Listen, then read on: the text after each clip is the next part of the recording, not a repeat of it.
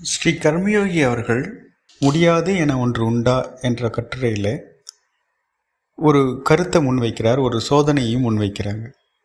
பிரார்த்தனையால் முடியாதது இல்லைங்கிறத நம்ம பார்த்துருந்தாலும், முடியாதவைங்கிறது இன்னமும் நிலுவையிலேயே நம்மளுடைய வாழ்க்கையில் இருக்கும் பொழுது நம்மளுடைய மனநிலை எப்படி இருக்குது, எப்படி இருக்கணும், அதற்கான ஒரு சோதனையாக நம்ம செய்து பார்க்கக்கூடிய ஒரு விஷயமாக அதை கட்டுரையில் குறிப்பிட்டிருக்காங்க.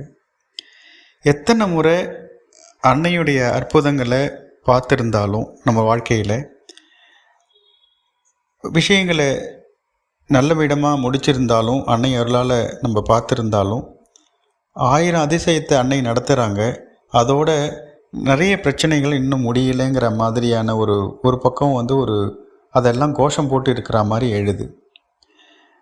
இது தீர்க்க முடியாத பிரச்சனை சின்னதாக இருந்தாலும் மனசு கலங்குது. சரி, அன்னைக்கும் அளவு உண்டு போல இருக்குன்னு நம்ம மனம் சொல்லுது. தொடர்ந்த பிரச்சனையாக இருக்கும்போது, அதுவே நம்முடைய அன்றாட வாழ்க்கையாக இருக்கும் பொழுது, நடந்தவை நிறைய இருந்தாலும் நடக்காதவை பார்க்கும்போது நமக்கு இந்த மாதிரியான மனம் கலங்குது. அன்னைக்கும் லிமிட் உண்டு போல இருக்குது, இதுக்கு மேலே அன்னை என்ன பண்ணுவாங்கங்கிற மாதிரி நம்ம மனம் சொல்ல ஆரம்பிச்சிடுது. அளவுண்டுங்கிறது உண்மைதான், ஆனால் அளவு அன்னையுடைய அருளுக்கு இல்லை அப்படிங்கிறாரு ஸ்ரீ கர்மயோகி அவர்கள். நமக்கு அளவு உண்டு. நல்லது நடக்கும்போதே நமக்கு நம்பிக்கை வர்றதில்லை. அப்படி இருக்கும்போது கெட்டது நடந்துக்கிட்டு இருக்கும்போது எப்படி நம்பிக்கை வரும் அப்படின்னு கேட்டுட்டு, காரியம் பூர்த்தியானால் நம்மளுடைய திறமையினாலன்னு மனம் சொல்லுது. காரியம் கெட்டு போனால் அன்னை ஏன் கைவிட்டுட்டாருங்கிறோம். காரியம் கூடி வரும்பொழுது நம்முடைய திறமையை நம்பாமல் இது அன்னையோட அருள் அப்படின்னு புரிஞ்சால் காரியம் கெடாது. காரியம் கெட்டு போகுது அப்படின்னா கூடி வரும்போது அன்னையை மறந்துட்டோங்கிறது பொருள். என்ன செய்யறது, சாதாரண மனுஷன் தானேன்னு நம்ம பதில் சொல்கிறோம். சாதாரண மனுஷன் என்றைக்கும் சாதாரணமாகவே இருக்கக்கூடாது. சாதாரணமாக இருந்தால் பிரச்சனை சாதாரணமாகத்தான் வரும். அன்னையை ஏற்றதுக்கப்புறம் சாமானியமாக நம்ம இருக்கக்கூடாது. அன்னையோடைய அருளை பார்த்ததுக்கப்புறம் நம்பிக்கை கெடக்கூடாது. இப்படிலாம் ஸ்ரீ கர்மயோகி அவர்கள் இந்த கருத்துக்களை முன்வைக்கிறார். கெடும் நம்பிக்கை கெடுது, நம்பிக்கை குறையுதுன்னா அது நம்பிக்கை ஆகாது. என்றைக்குமே அசையாதது தான் நம்பிக்கை. வருவதும் போவதுமாக இருக்கிறது நம்பிக்கை கிடையாது. வந்தால் நிரந்தரமாக தங்கிறது தான் நம்பிக்கை.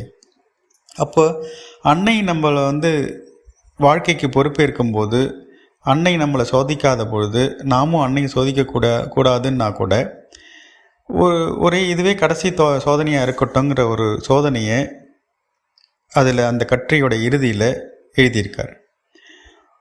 இருக்கிற அத்தனை பிரச்சனைகளையும் ஒரு லிஸ்ட்டாக பட்டியலாக எழுதி, அத்தனையும் என்னுடைய நன்மைக்காகத்தான், எல்லாம் என்னுடைய குண பிரதிபலிப்பு தான், நான் மாறுறேன், நம்பிக்கை வேணும், நிரந்தரமாக வேணுங்கிற முடிவை மனதார பிரார்த்தனையாக்கினோன்னா அத்தனை சிக்கல்களும் அத்தனை பிரச்சனைகளும் 1/2 மணி நேரத்தில் அவிழும் அப்படின்னு எழுதியிருக்கார்.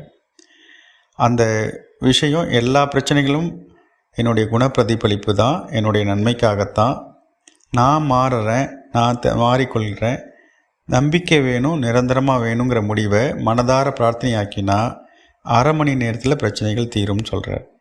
இதோட ரகசியம், இன்றைக்கி இந்த விஷயத்தில் இந்த பிரச்சனை விஷயத்தில் நமக்கு நம்பிக்கை இல்லை. அப்போ என்ன முடிவு வேணும்? நம்பிக்கை வந்தால் போகக்கூடாதுங்கிற ஒரு முடிவு வேணும். அதுக்கு பின்னாடி இருக்கிற சூட்சம் என்னென்னா, இதுக்கு பின்னாடி நல்லது நடக்க போகுதுங்கிற ஒரு தெளிவு இருக்கணும். இந்த சோதனையை செய்து பார்த்தோம்னா அவர் சொல்லியிருக்கிற மாதிரி பிரச்சனைகள் 1/2 மணி நேரத்தில் அவிழும்.